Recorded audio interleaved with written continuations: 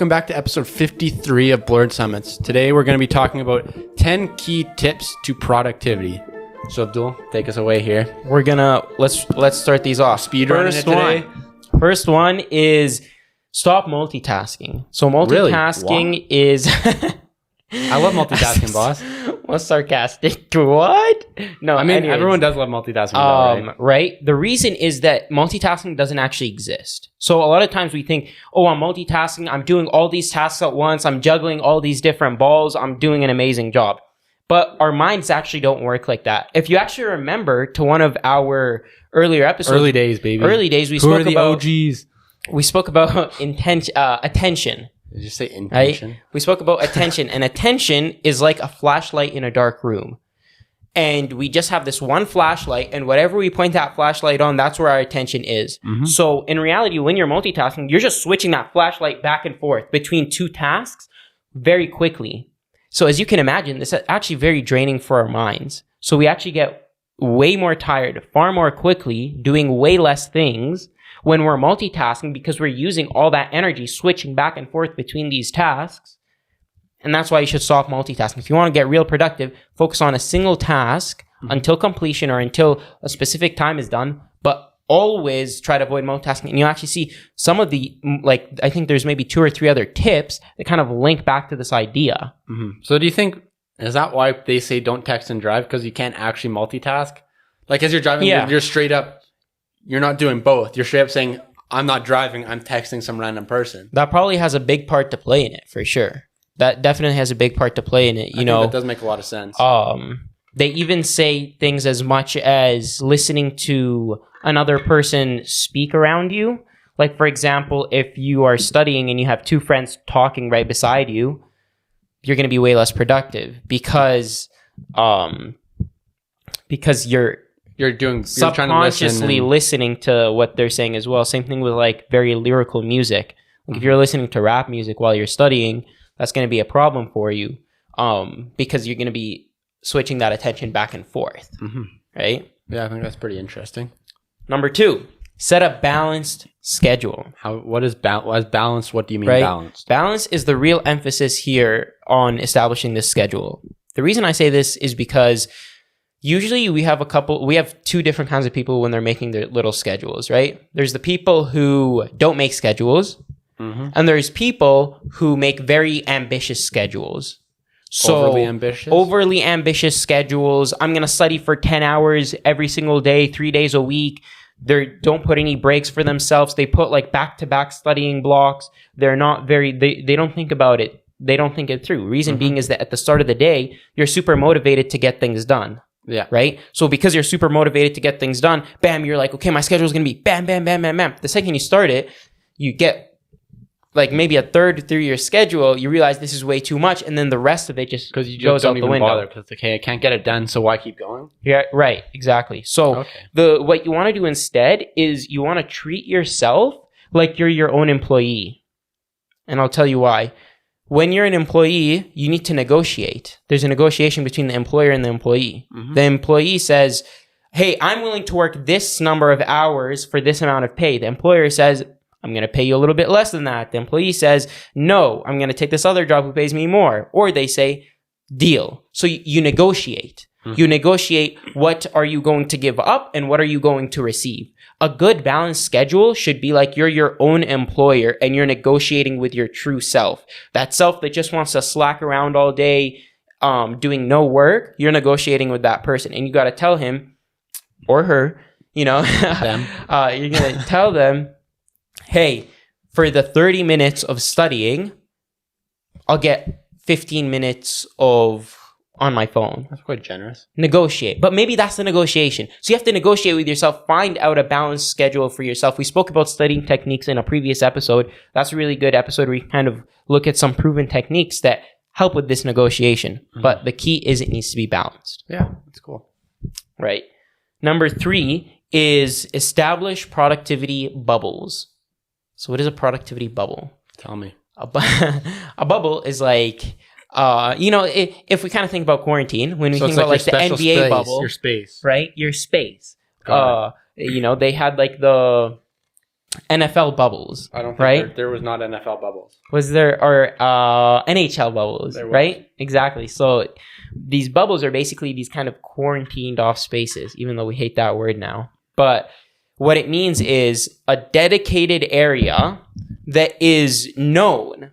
The only thing that happens here is work, right? Yep. The only thing that happens here is productive work. So the second that I walk into this bubble, I'm not touching my phone. Mm-hmm. It literally goes so much as if it's an office space in your house, you put your phone outside the room. If you ever want to check it, you have to leave the bubble. If that means you have to leave the bubble every 5 minutes, so be it. But never, don't break that barrier, because the second you break that quarantine, right, what happens? The infection spreads rampant. So it's like a mental trick to get yourself to say, hey, exactly. This space becomes your productive space. So would it take a while for this to really click in for you to notice it, or is it an immediate? It'll happen decently quickly, so long as you don't give yourself any wiggle room. Like if you go so far as to be like, there is absolutely zero distraction the second I enter my bubble, then it will work pretty quickly. But if you're like, oh, let me just check my phone real quick, and you're breaking down that barrier, that isolation barrier. Well, are you just trying to pull out all the COVID terms? No, think about your phone less COVID-19.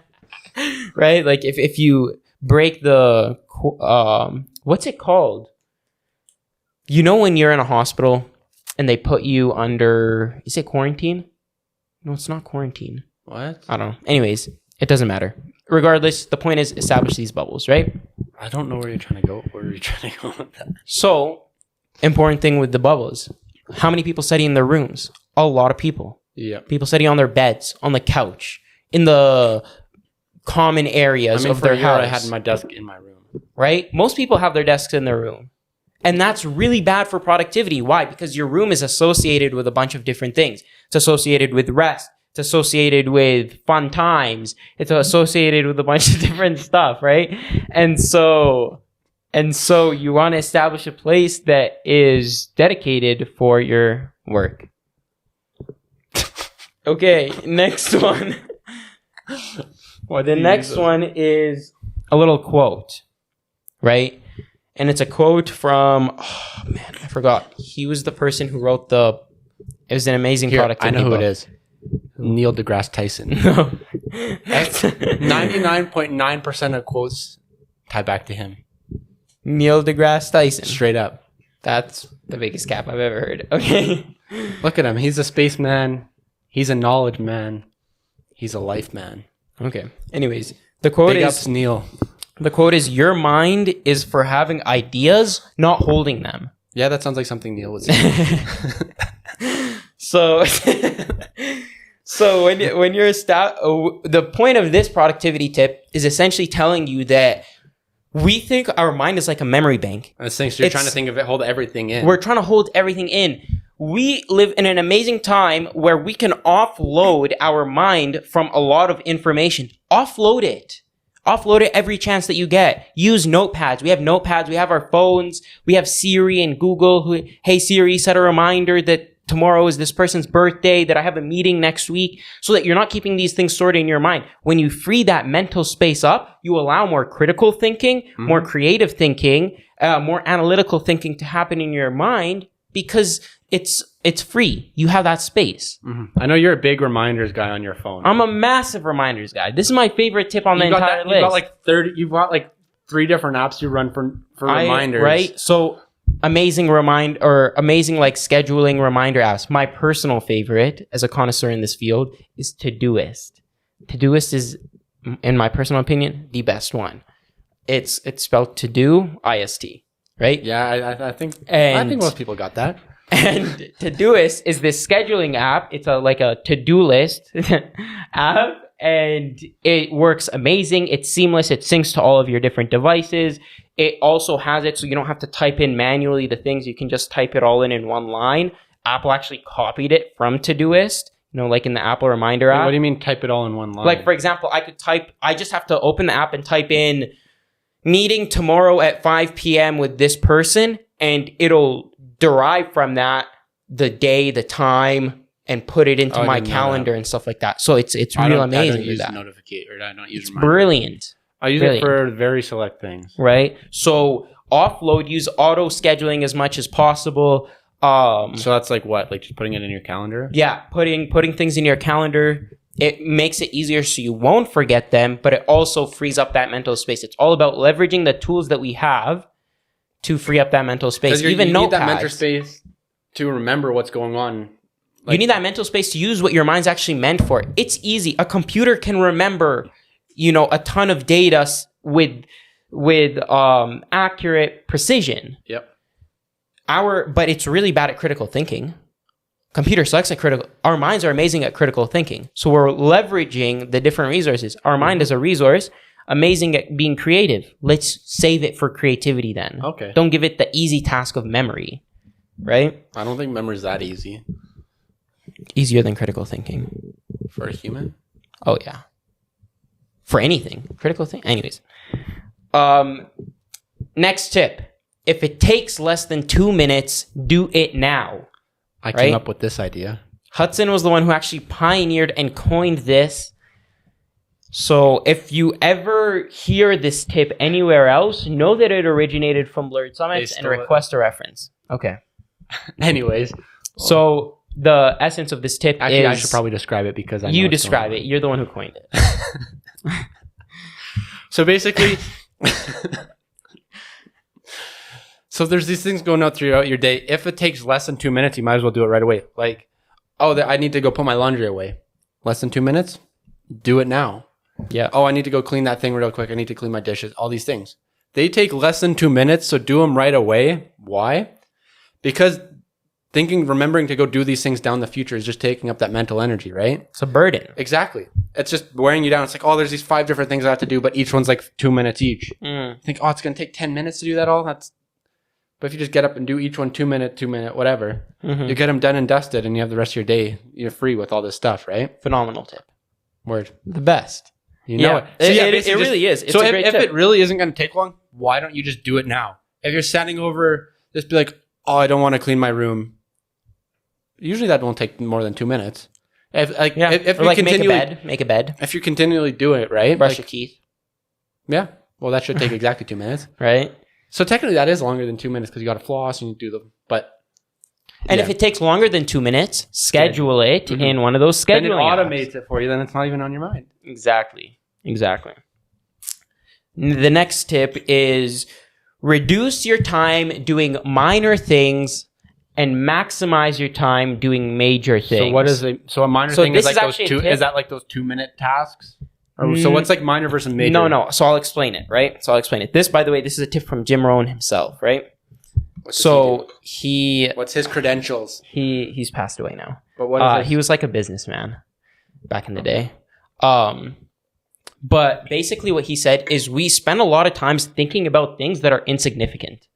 So he said, cut out the insignificant things from your life. For example, let's say an insignificant decision. You're debating with your friend where you guys want to go eat. Who cares? I mean, we do that a lot. Right. But it's a bad habit, right? Yeah. That's because think about it. If let's say you're trying to have a real productive day and now it's time for lunch, you spend 15, 20 minutes looking at where you want to eat, not just eating, or even where you want to eat. Ordering it or going to get it. Order it, right? So these are such insignificant decisions that we're using all this brain power on, we're using all this time on, and then we could be using that for big decisions. Big decisions like, what am I going to do with my life, right? What topic am I going to write my final paper about? How much you're studying for an exam, a major exam. These are major things that you need to be spending major time on. And we're doing the opposite of that, right? We're spending hours debating about which place we want to go eat. But then on my final paper, I picked that topic in 3 minutes. Right? Right? No, but then you spent like 2 weeks on the thing. Well, so that's the entire point of this idea. It's figure out where in your life is the major things, the inconsequential things, the things that either way it goes, it doesn't really matter. And let those things go. It doesn't matter what that decision is, how that decision is being made. Be fine regardless. Yeah.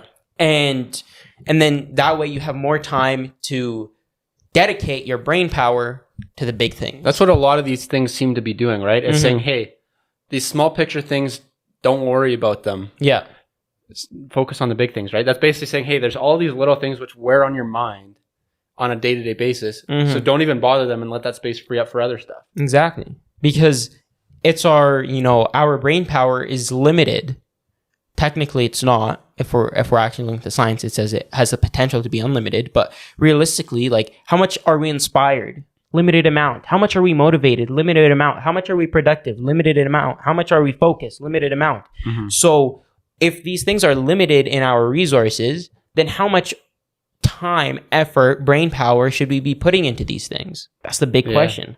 I think, what was that movie? Lucy? Was that the one where it was like was it Scarlett Johansson and... Oh, she was in a movie named Lucy, but I never saw the movie. Well, there's the one with like the brain power, and then it's also Denzel. Was it Denzel Washington, I think, was in it? Or then he's like, oh no, she used 100% of her brain power, and she could lift people up and all this other weird. It was wild. It was not a good movie, but but that's another note. But that was talking about, hey, what happens if you got like 70-80% of your brain power, all that other stuff. But anyways, that was just a side note, unrelated. So the next tip is how to use 100% of your brain power. It's to ask yourself, what are the crucial results of my day? So that's like things like big picture, like tests, work, that type of stuff? No. So at the start of each day, ask yourself 3 things. If I get nothing else done today, except for 3 things, what are these? These are called your crucial results. These are your end all be all. We've spoken about this before. I got the big 3. Ready? Okay. Get out of bed, munch lunch, get in bed. Yeah, maybe for you, bud. Okay. I mean, now that the week off. Here, real picture. Play chess. Go golfing.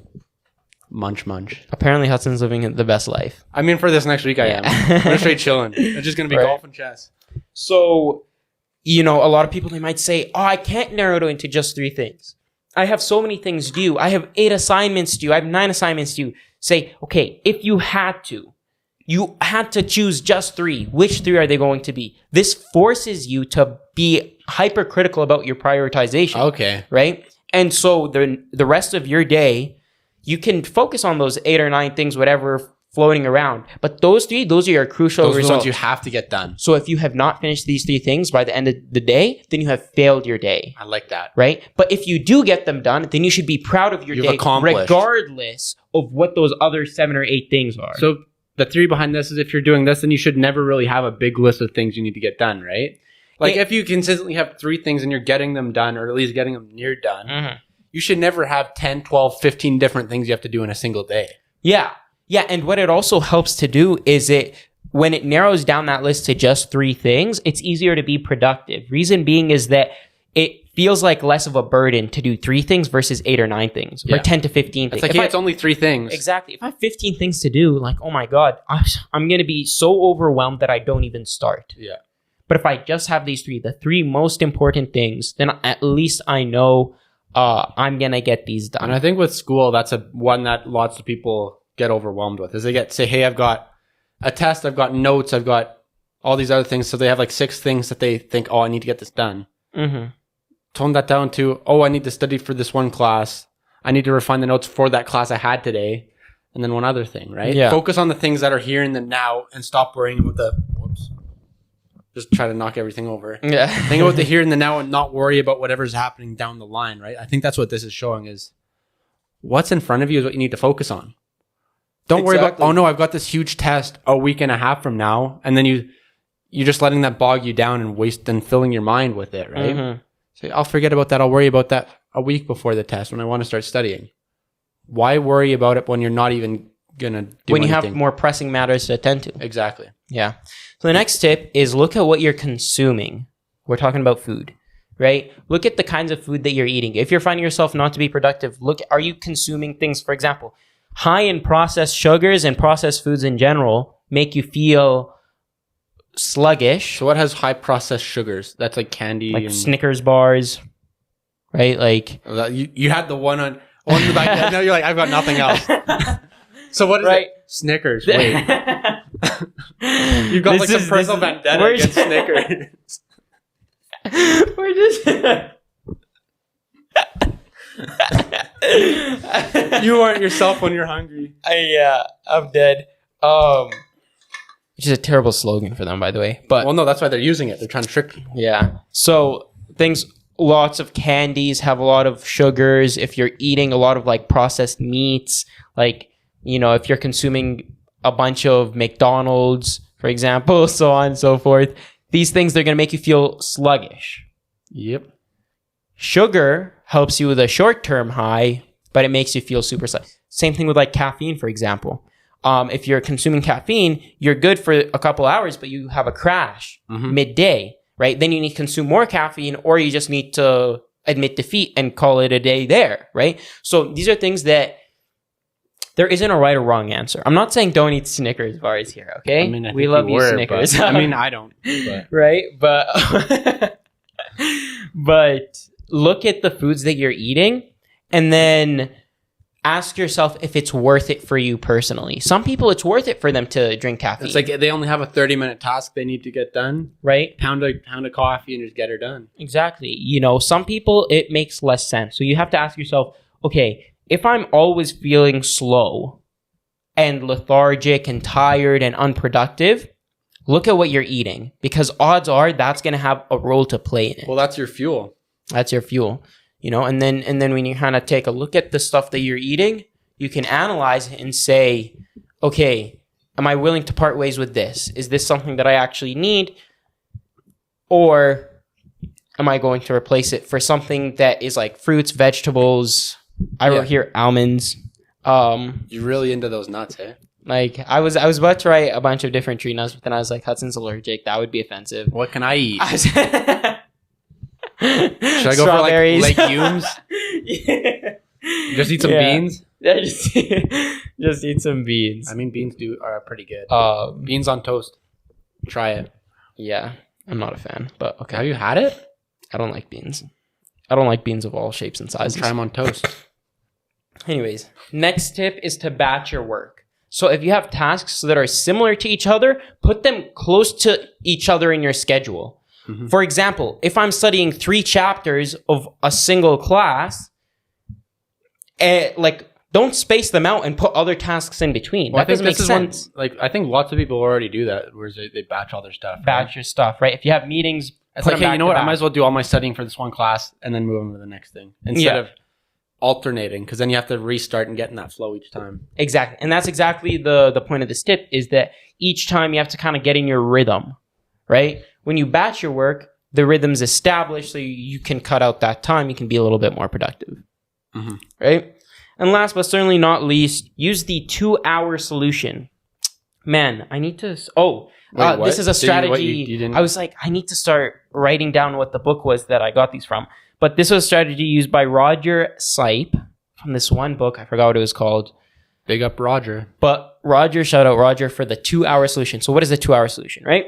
2-hour solution is basically at the end of each week, you sit down for 2 hours and you imagine the rest of your next week. So like Sunday... You imagine, what am I going to do on Sunday? What am I going to do on Monday? What am I going to do on Tuesday, Wednesday, Thursday, Friday, Saturday? Every single day, run it through in your head.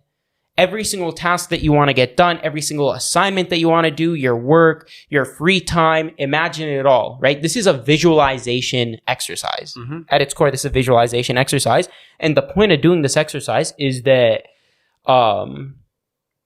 it's so that you can cut out some of that activation energy during your week. You know what you're getting yourself into. So you're attacking your week. You're being proactive with your week instead of reacting to your week, and you're just getting hit. You know, sometimes we feel like we're going through some of these weeks. We're just getting hit. We're just reacting. We're just on defense. We're not on the offense. Ready?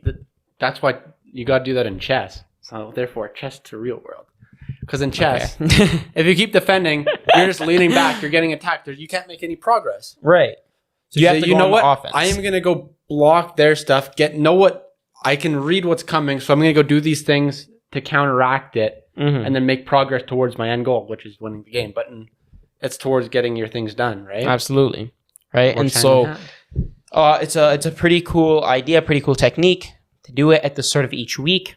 And Roger here, he said that this has had life-changing impact on him. He does it every single week without missing it ever. Without fail? Without fail. There we go. I knew that's what you were going for. I got you. He does it without fail. And he said that it's been really amazing for him. So let's give it a shot. Mm-hmm. Right? Bet. So that comes to the end of our 10 tips. Thank you guys so much for tuning into today's episode where we spoke about some productivity tips. Hopefully you guys could take away 1 or 2 tips and be able to apply them into your life so that you could have some real meaningful change. If you guys found any information in this podcast helpful, be sure to send it to one friend who you think could benefit from this information. You can catch the full video podcast on YouTube. The full audio podcast is out on essentially all platforms. Be sure to follow us on Instagram, where we would love to get to know you guys more. Thank you.